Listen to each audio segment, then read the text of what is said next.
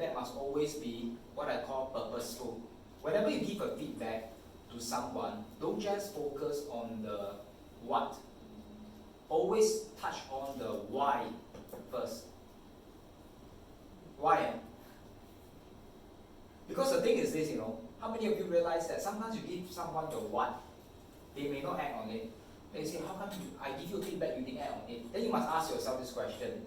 Because does the person see the why to act on it? Remember yesterday we talked about it? There are only two reasons why people are motivated to change. What are they? Either the need to avoid pain or desire to get pleasure. So before I give a feedback to someone, I have to ask myself, okay, how can I incentivize that person to change, want to change? Then when I give them the why, what happens is this. When I give them the what later on, it becomes very effortless. This person will be more likely to change.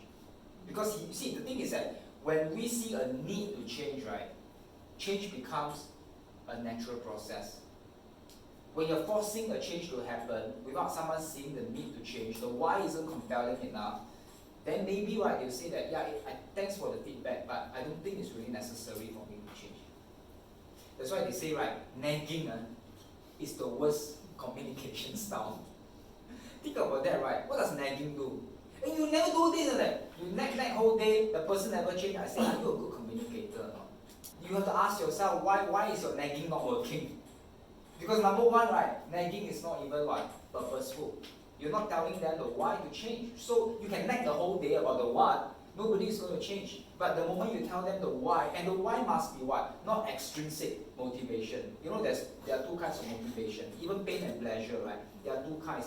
One is called extrinsic motivation, which means what? The motivation comes from the outside in, right? From the external environment. The other kind of motivation is what I call intrinsic motivation, which means what?